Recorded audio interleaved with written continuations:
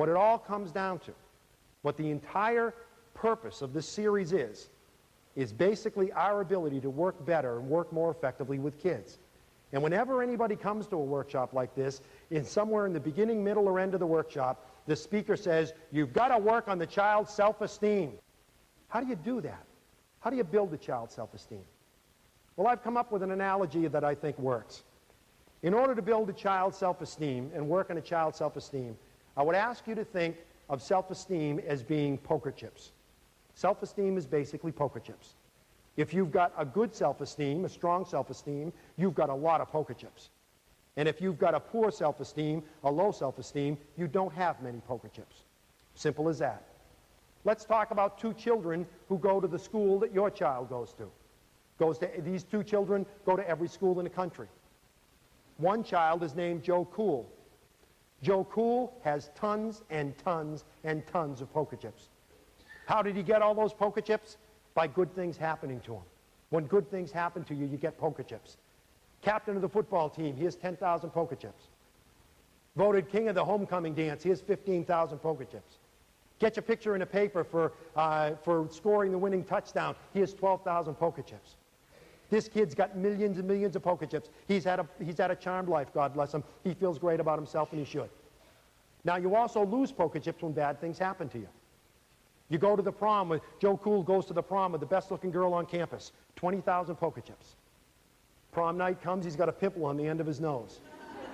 He loses 3,000 poker chips, but he still has a net gain of 17,000 poker chips.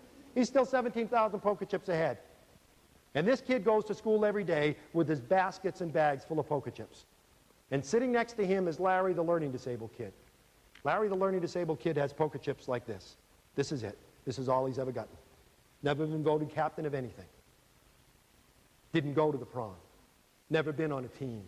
Never got on 100 in a test. Didn't blow the top off his SATs. Didn't even take his SATs. He's got a stack of poker chips like this. And now with the inclusion movement, we make those two kids go to school together and compete against each other in the games of school. I would submit to you that that's not fair. I would submit that that's not fair. Anybody play poker here? Do we have any poker players here? Sir, Chris, could you join me up here? Would you mind?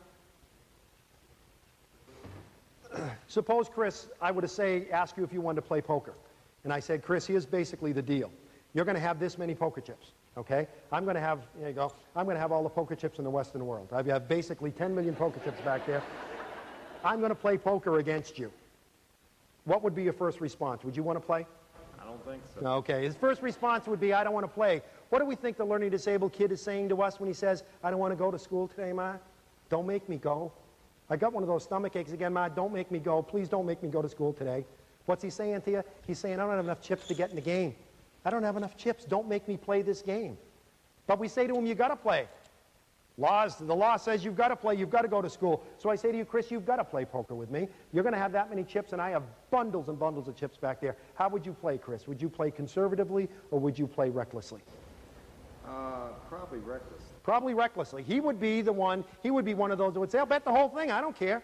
That's what the learning disabled kid that's what the learning disabled kid says when he says, sure, I can walk along the edge of that building. Sure, I can try dope. Sure, I can join a group, a gang. Sure, I can do that. In other words, I'm just going to be spontaneous and do anything. I'm just going to bet the whole thing. I don't care. I don't care. I'll just bet the whole thing. Would any of you play conservatively? Yeah, some people are saying, I play conservatively. I just bet one chip at a time. That's what the kid with a learning disability is saying to you when he says, no, I don't want to ask anybody to the dance. Don't ask me to, Ma. I don't want to put anything in the science fair. I don't want to go to summer school. I'm going to take the chips that I've got, and I'm going to hold on tight to those, and I'm not going to let these go. And in school, we make these two kids play the game of school against each other, and I would submit to you that that's not fair. So in class, the first day, we're in class one day, and the teacher says, who was the president of the United States during the Civil War? And Joe Cool's sitting there, and he's saying, I think it was Calvin Coolidge, but I'm not sure. Well, what the heck? I've got 10 million poker chips. If I get this answer wrong, it's only going to cost me 5. Was it Calvin Coolidge? Teacher says no. Larry, the learning disabled kid, is sitting there, and he's looking at this little stack of poker chips. He's got 25 poker chips to his name. And he's thinking, I think the answer is Abraham Lincoln. I think the answer is Abraham Lincoln, but I just don't dare answer. I don't dare respond because I have another game I've got to play at lunch. You see, yesterday when I went to lunch, I gave the lunch lady, the one with the hairnet and the tattoo, I gave the lunch lady a $20 bill, and she only gave me change for a 10. And my father said, don't you come back without that extra $10. You go to that lady and you tell her she gave you the wrong change. And he's thinking, that's going to take me 25 chips. It's going to take 25 chips for me to go and ask that lady for my money back. So I don't dare play in this game, because if I lose the chips, I won't have enough to play in the game I've got to play at lunch. And the teacher says the right answer is Abraham Lincoln. And Larry goes, oh, I should have done it. I should have done it. The reality is that the self-esteem of our kids, the problem with the self-esteem of our kids is they just don't have enough poker chips. The solution is to give them poker chips. How do you give kids poker chips? How do you build their self-esteem?